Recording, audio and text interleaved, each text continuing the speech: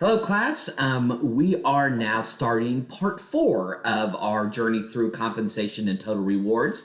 Excuse me. Part four is about employee contributions and basically, determining that individual pay. We've in the last couple of sections we've been looking at how do we look at external pay, how do we decide, based on our competitors, how we look at pay from that perspective. But now we're going to be shifting to more internal pay and looking at, how do employees contribute to their own pay, determining individual pay for individual employees.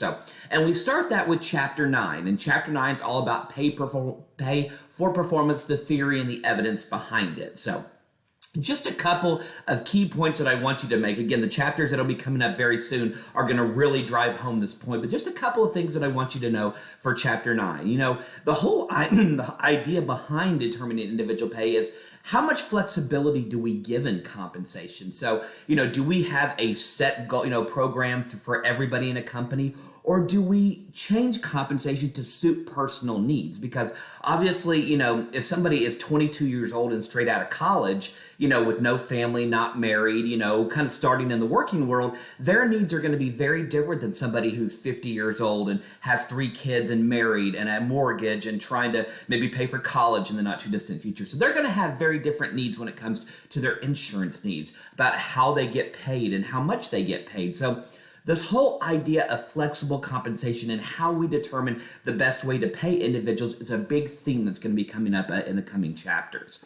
Exhibit 9.4 in your textbook talks about motivation theories, different ways that we motivate individuals based on behavior. So I do want you to read through Exhibit 9.4. Again, I don't expect you to memorize every little detail about that exhibit, but I do think it's a really important exhibit that kind of, does a good overview of the different ways that we can motivate behavior when it comes to determining individual pay. So make sure that you pay attention to that.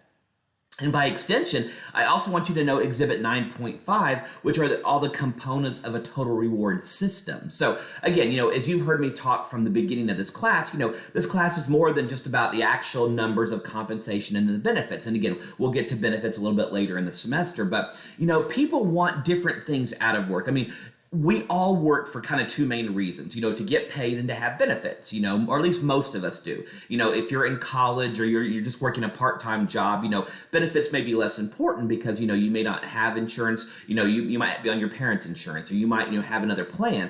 But so obviously pay is the most important factor, but there are other things, the variety of work, the work conditions, the advancement that we can get, how our coworkers are, how our boss treats us.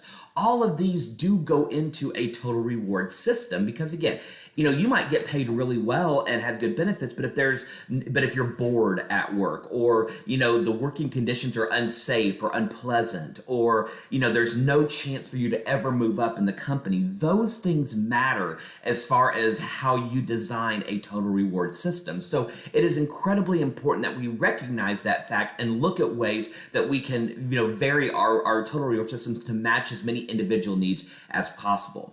Because that kind of leads to the whole idea, does compensation motivate behavior? So, there's this kind of theory, floating out there, and it's been around for a long time, that the more you pay somebody, the more motivated they'll be, the more excited their work will be. They'll work harder, they'll put in more hours, they'll give you better work product. And researchers in this area have found that to a certain extent that is true. There is a point where the more money you get paid, you do see kind of a rise in motivation and behavior. But it doesn't go on forever. There comes a point where it starts to flatten out, and eventually, it will stay that way, because there comes a point where with the money you're making, it's not changing your behavior. For example, if you're making $50,000 a year, you might get $1,000 increase, so that's $51,000. But after taxes, are you really seeing a big difference in pay? So your behavior is not likely to change significantly if you're going from 50 to 51. But let's say you're making $60,000, and all of a sudden now you have a new job where you're making $100,000. That's a big, that's a $40,000 difference. You might be more motivated to work harder, to put in more hours, and to really find new ways to earn that money. So But again, there comes a point that it starts to become more flat, and motivation is not necessarily related to compensation. That's why researchers in this area have shown that the best motivators are the things I was just talking about a second ago: the variety of work, the chances for advancement, better working conditions, increases in benefits, a variety of benefits to choose from. Those things, taken as a whole over time, tend to motivate behavior even more than actual monetary dollar increases.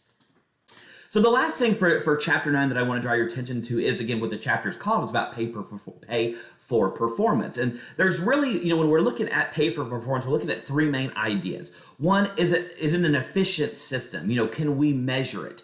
Is it reliable? Is it consistent? Are we able to say, okay, if we have similar systems, are we treating, one, employee similarly to another? Is it easy to implement? Does it make sense? Can you explain it to people?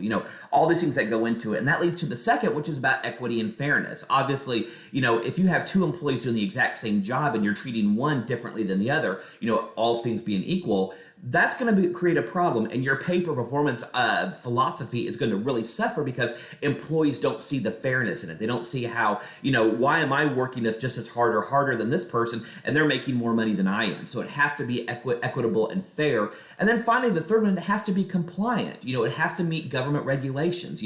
There's reasons we have things like minimum wage, and we have, laws that relate to overtime and who's eligible for overtime and things like that. So whatever performance system we put in place also has to be compliant with the law.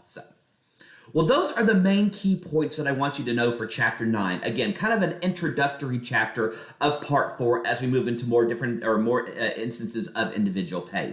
But if you understood those, very simple concepts for chapter 9, you're well ahead of the game. So thank you, everyone. Appreciate your time, and I will see you for chapter 10.